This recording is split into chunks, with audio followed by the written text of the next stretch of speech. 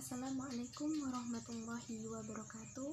Perkenalkan, nama saya Anis Vanisa, NIM 1930310040. Nah, saya dari kelompok 1, di mana saya bertugas untuk menjelaskan mengenai tugas dari mata kuliah tasawuf sosial mengenai bedah buku. Kelompok kami sudah berdiskusi dan menentukan judul, yaitu tentang tafsir keadilan untuk perempuan, rekonstruksi perempuan sebagai subjek dalam teori politik. Berbicara tentang keadilan, nah, di dalam Islam itu sangat menjunjung tinggi konsep keadilan untuk tidak melihat seseorang itu dari jenis kelaminnya. Dalam artian Islam itu di dalam Islam telah diajarkan untuk tidak membedakan antara laki-laki dan perempuan, atau istilah lainnya namanya diskriminasi. Selanjutnya yaitu mengenai perempuan itu sebagai subjek dalam teori politik Islam. Nah, pertanyaan ini muncul, apakah perempuan itu berhak untuk menjadi pemimpin? Ya, teori politik Islam berhubungan dengan teori politik itu berhubungan dengan kepemimpinan. Jadi kepemimpinan perempuan. Nah, kepemimpinan perempuan itu menjadi isu kontroversial dalam masyarakat Islam sendiri, di mana masyarakat itu ada yang mendukung dan ada yang menolak. Selanjutnya yaitu mengenai perspektif perempuan menurut tokoh pembaharu Mesir, yaitu mengenai gagasan yang kontroversial tadi tentang pembebasan perempuan menurut Qasim Amin. Qasim Amin ini merupakan salah seorang tokoh pembaharuan dari Mesir, ya, yang mana gagasan beliau itu tentang hijab atau jilbab bagi perempuan bukanlah suatu keharusan dan poligami harus dihapuskan. Ini terdapat di dalam buku Tahrirul Mar'ah dan buku Al-Mar'ah Al-Jadidah. Berdasarkan gagasan tersebut, Qasim itu menuntut penghapusan adat hijab yang berbeda dengan hakikat hijab dalam ajaran Islam. Beliau itu menuntut agar kaum wanita di Mesir mendapat pendidikan dan pengajaran yang layak serta sejajar dengan kaum pria. Selain itu, beliau juga menuntut poligami dan perceraian yang dianggapnya itu merugikan bagi wanita yang di Mesir ini, berdasarkan dari pengalaman dari beliau, ya, Qasim Amin. Selanjutnya yaitu mengenai sejauh mana sih Islam itu memandang keberadaan kaum perempuan.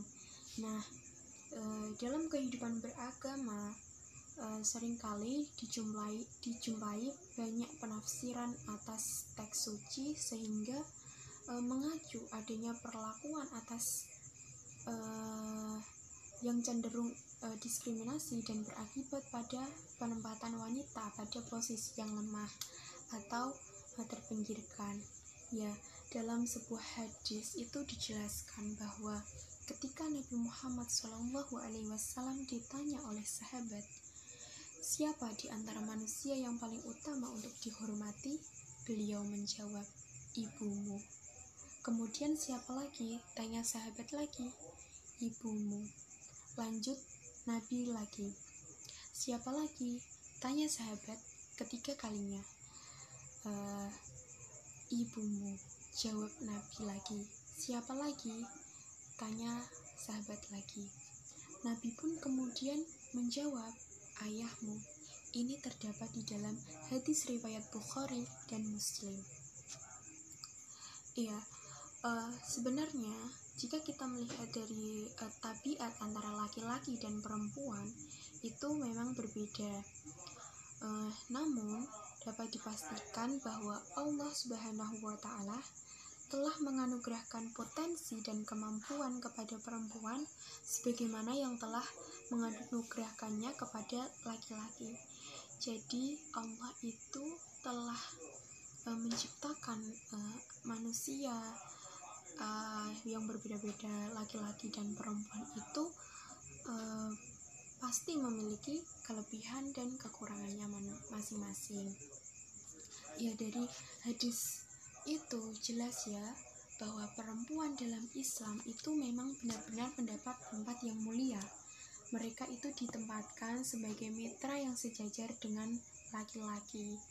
Tidak seperti yang dituduhkan oleh sebagian kalangan orientalis bahwa Islam tidaklah menempatkan perempuan sebagai subordinat dalam pranata sosial, tetapi justru Islam di sini itu mampu menghapuskan berbagai macam diskriminasi dalam relasi atau hubungan antara laki-laki dan perempuan.